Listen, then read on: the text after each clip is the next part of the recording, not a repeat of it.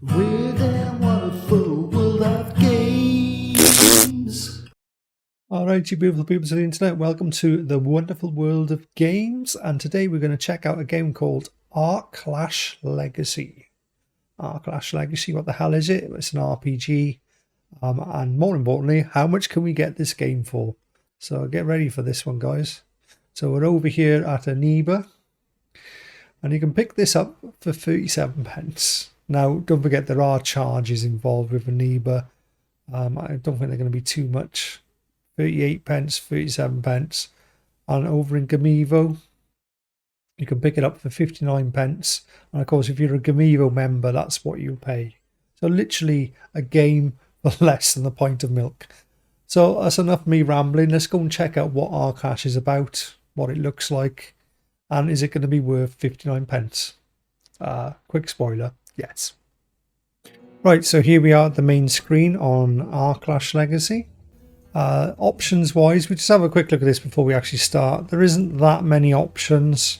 We've got a few quality settings. They're quite hard to see because it's very smallly written. But I'm going to be running at 1440p. Essentially, it's not a new title or anything, but you should be able to run this high settings on any reasonable PC. Anything with, say, a 1650 graphics card or above. Anyway, enough talking, let's continue and let's have a little look at what we got. So I do like the art style, the little loading pictures here. There's quite a nice little graphical art style going on there. Right, so here we go with Aarklash Legacy. So we're here, we have a certain number. You've always got 4 troops in your part of your team. And essentially it's an isometric 3D driven role-playing game. Now the way you play it is that you sort of move with your mouse to where you want to go next. You can sort of zoom in and out as well. Quite nice graphics. I do like the almost hand-drawn effect. There is a map, so let me just have a look at this. Wrong button. There's a map.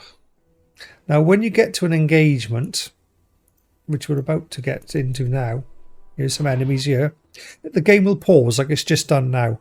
Now essentially this gives you a time to individually choose your characters, select maybe a spell that they can cast straight off.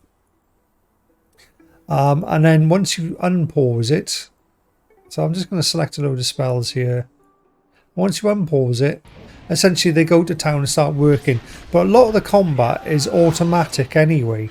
So a lot of the times you don't even have to do much other than just keep an eye on your health and make sure that you need to maybe give a guy a bit of a health boost. So again, my guys are gonna, I can move them. So here I'm gonna just reposition these guys, then click on the enemy, and they're gonna basically pummel him into the ground, or her. Oh, and we've got some more enemies on the way. And again, I'm just letting the computer play this most of the time, but if I say I want to cast a spell, I want to cast this purple spell down here, I'll click on it. We'll cast it on the archer. So my magician's now is getting ready. He's going to cast a spell on this archer. And that'll slow it down, allowing these guys to catch up. I'm going to do that. I'm also going to got a bit of health on one of my guys. We'll just see how this plays out.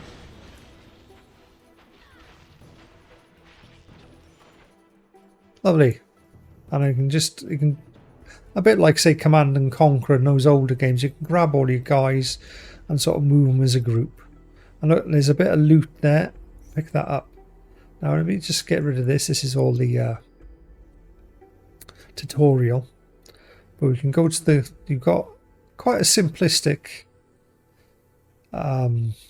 inventory system. So you can click on each guy. And these are the bits you can put on, so you can like check and say you want to change a part and do it like that.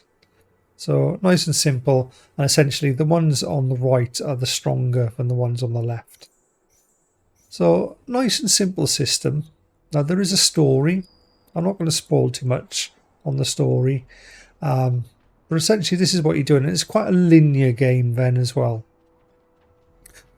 So you don't get lost, that's good. There are a few little hidden areas and a few little puzzles here and there.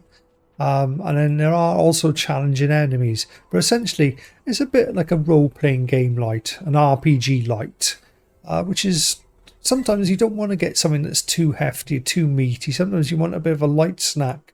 And normally, most RPGs are a little bit heavy as far as content's concerned. But fortunately, this one's a bit of a light one. So let's have a look at maybe some other areas. Right, so this is a slightly different area in the game. And as you can see, I quite like this look of this area. You see there's quite nice water effects going on here if I close up. So it's not a graphical powerhouse of a game, but there are some nice effects there in the water. So let's get on to another battle. Let's see what happens here. So there's all different enemies here.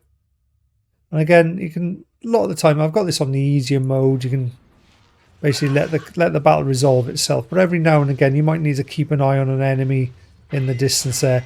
And some of your enemies do start healing themselves. So as you get used to the game, the battles will become harder. And you will need to start like utilising your spells correctly. One of my favourite ones is this one where you plant a seed in an enemy.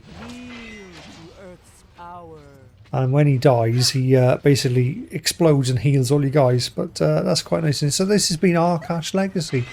A lovely little 3D RPG light. Available on as a Steam code from Gamiva or Neba for less than £1. Less than a pint of milk nowadays. And you can play a good little video game like this that you can spend quite a few hours going into.